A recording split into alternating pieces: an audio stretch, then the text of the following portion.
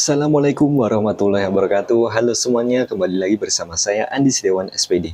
Pernah dengar istilah aset dan liabilitas? Dua kata ini sering banget disebut dalam dunia keuangan, tapi masih banyak yang bingung bedainnya.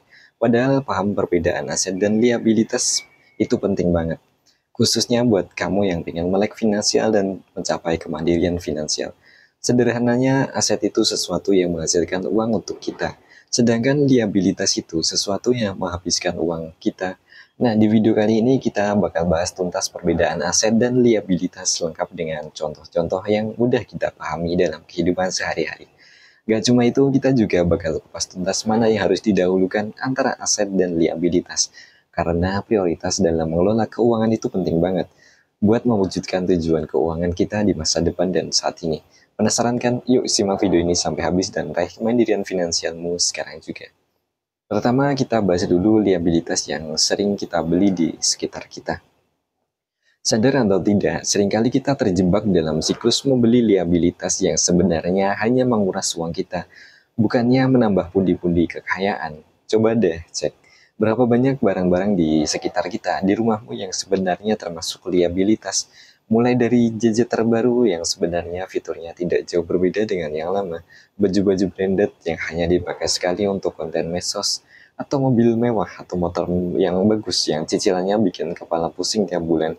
Semua itu memang terlihat keren dan kekinian, tapi sayangnya hanya menggerogoti keuangan.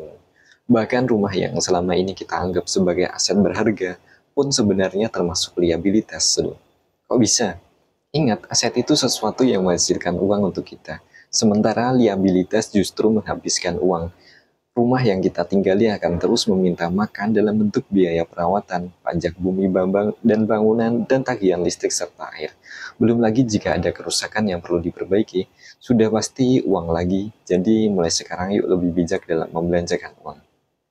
Bedakan mana yang benar-benar aset dan mana yang hanya liabilitas yang akan hilang sesaat. Prioritaskan untuk membeli aset yang dapat menghasilkan uang seperti investasi saham, reksadana, atau properti yang disewakan. Dengan begitu, kita bisa membangun kekayaan dan mencapai kemandirian finansial di masa depan. Kedua, aset yang perlu kita prioritaskan. Dalam perjalanan mencapai kebebasan finansial atau kemandirian finansial, memahami dan memprioritaskan aset yang tepat adalah kunci utamanya. Aset secara sederhana adalah segala sesuatu yang menghasilkan uang atau bertambah nilainya seiring waktu. Namun demikian, tidak semua aset diciptakan sama. Ada aset yang menghasilkan arus kas aktif seperti bisnis yang dikelola dengan baik, sementara ada pula yang menghasilkan arus kas pasif seperti properti yang disewakan atau investasi saham reksadana. Mengenali jenis aset dan potensinya akan membantu kita membangun fondasi keuangan yang kokoh. Di antara berbagai jenis aset, ada beberapa yang layak menjadi prioritas kita, terutama di awal perjalanan finansial kita. Pertama, aset yang meningkatkan nilai diri dan penghasilan seperti investasi pada pendidikan, skill, keterampilan, dan kesehatan. Kemudian peningkatan kualitas diri akan membuka peluang untuk mendapatkan penghasilan yang lebih baik dan stabil. Kedua, aset yang menghasilkan arus kas pasif seperti reksadana, emas, properti, dan lain sebagainya.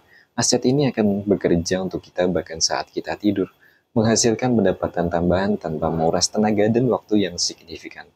Membangun portofolio aset yang seimbang dan terdiversifikasi adalah strategi jitu untuk mencapai kebebasan finansial. Ingatlah bahwa aset bukan hanya tentang kekayaan materi, tetapi juga tentang investasi pada diri sendiri dan masa depan yang lebih baik. Dengan memprioritaskan aset yang tepat, kita dapat menciptakan sumber pendapatan yang berkelanjutan dan mewujudkan mimpi keuangan kita di masa yang akan datang dan saat ini. Kesimpulannya, setelah memahami perbedaan aset dan liabilitas, pertanyaan selanjutnya adalah mana yang harus didahulukan? Jawabannya tentu saja memprioritaskan aset. Aset adalah fondasi dari kebebasan finansial, karena aset yang bekerja untuk kita yang akan menghasilkan pendapatan, membantu kita mencapai tujuan keuangan, dan pada akhirnya membebaskan kita dari ketergantungan pada hutang atau pekerjaan. Meskipun liabilitas terkadang tidak dapat dihindari, namun demikian kita harus bijak dalam mengelolanya agar tidak menjerat kita dalam masalah keuangan seperti berhutang atau terlilit hutang. Fokus pada pembangunan aset di awal perjalanan karir adalah langkah yang awal yang sangat penting. Mulailah dengan investasi pada diri sendiri seperti meningkatkan keterampilan, baca banyak buku dan pengetahuan, kemudian kembangkan aset yang menghasilkan pendapatan pasif. Dengan memiliki aset yang kuat, kita dapat mengurangi ketergantungan pada liabilitas dan membangun masa depan keuangan yang lebih baik. Ingat, kebebasan finansial bukanlah mimpi belaka, melainkan tujuan yang dapat dicapai dengan strategi dan prioritas yang tepat. Terima kasih telah menonton sampai habis. Saya Andi Setiawan SPD. Jangan lupa subscribe dan mari kita tonton video selanjutnya. Assalamualaikum warahmatullahi wabarakatuh.